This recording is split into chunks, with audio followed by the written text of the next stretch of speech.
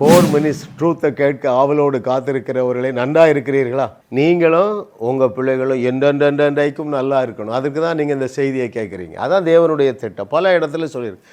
கிட்டத்தட்ட 6-7 வசனங்களில் நீங்களும் உங்கள் பிள்ளைகளும் என்னாலும் நல்லா இருக்கணும் என்று ஆண்டவர் சொல்லியிருக்கிறார். இந்த 4 நிமிட சத்தியத்திலே ஒரு காரியத்தை ஆவியானவர் கற்றுத்தரப்போகிறார்.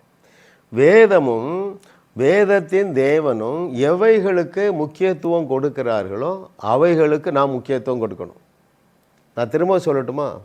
வேதமும் நம்முடைய தகப்பனாகிய வேதத்தின் தேவனும் 2 காரியங்களுக்கு ப்ரையாரிட்டி கொடுக்குறாங்க. ஒன்று என்ன தெரியுமா?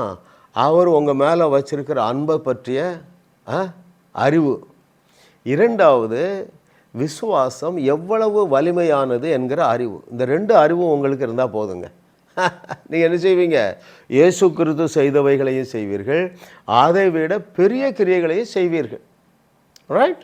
பாருங்கள், இன்றைக்கி விசுவாசத்தை பற்றி சில நிமிடங்கள் உங்களோடு பேச விரும்புகிறேன். வேதத்தில் 66 புஸ்தகங்கள் இருக்கின்றன. அதில் 50 புஸ்தகங்கள் விசுவாசத்தினுடைய முக்கியத்துவத்தை சொல்லுகிறது. நீங்கள் விசுவாசத்திற்கு கொடுக்க வேண்டிய இடத்தை வேற எதற்கும் கொடுப்பீர்கள் என்றால் நீங்கள் நம்முடைய முதல் பெற்றோரை போல ஏமாந்து போவீர்கள். என்னெல்லாம் இருக்குது? தலைவாழை இலையில் அன்பு இருக்குது, விசுவாசம் இருக்குது, மிரக்கிள் இருக்குது, வேறு என்ன இருக்குது? கொஞ்சம் பாய்சனும் இருக்குது. நன்மையும் வைத்திருக்கிறாரு, தீமையும் வைத்திருக்கிறாரு. நீங்கள் அன்பையும் விசுவாசத்தையும் எடுத்துக்கொள்ளுங்க.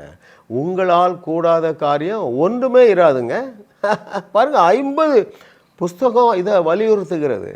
ஆகினால்தான் தேவனுடைய அனந்த ஞானத்தின்படி உங்களுக்கு தேவையான எல்லாவற்றையும் இலவசமாக கொடுக்க வேண்டும் என்பது அவருடைய பிளான் அண்ட் பர்பஸ். ஓகே, எதெல்லாம் உங்களுக்கு இலவசம்? காற்று இலவசம், தண்ணீர் இலவசம், வேறு என்னது?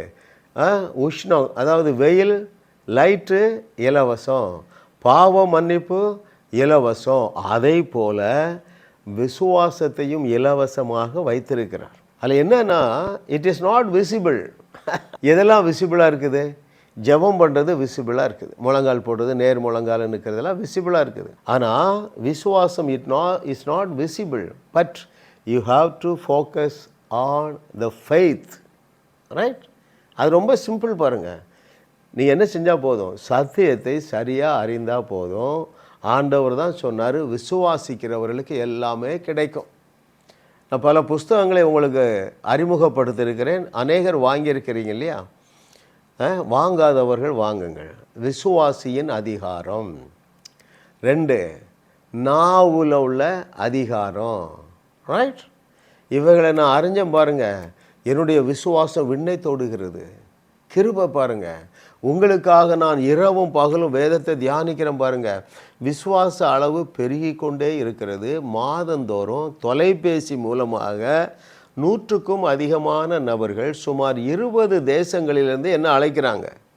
அத்தனை பேரையும் தேவன் என்னை கொண்டு சுகமாக்குகிறது பெரிய விஷயம் அல்ல. நம்முடைய செய்தியை கேட்கிற ஒரு சகோதரி கோயம்புத்தூரில் பாருங்களேன், நம்முடைய செய்தி 200 செய்தி கேட்டுட்டாங்களாம். என்னை அழைத்தாங்க. அங்கிள், நீங்கள் ஒரு ட்ரைனிங் கொடுக்குறேன்னு சொன்னீங்களே, எந்த ட்ரைனிங்? Healing training. நான் உங்கள் செய்தி 200 செய்தியை கேட்டேன். என் வியாதியும் போயிட்டு நானும் மற்றவர்களை சுகமாக்க துவங்கிவிட்டேன் என்று சொன்னார்கள். ஏன்? விசுவாசத்தில் பெருகுகிறார்கள். உங்களுக்கு ஸ்பெஷல் ட்ரைனிங்கே வேண்டியதில்லைங்க. உங்கள் பிரச்சனையிலேருந்து நீங்கள் வெளியே வர்றதுக்கு ஸ்பெஷல் ட்ரைனிங் வேண்டியதில்லை. என்னுடைய செய்திகளை கேளுங்கள். அது அவருடைய கிருபை, அவருடைய அனந்த ஞானம்.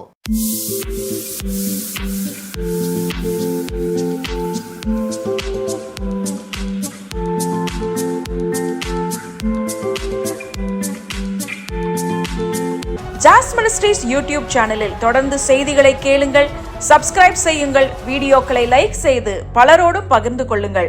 அவர்களும் ஆசீர்வதிக்கப்படட்டும்.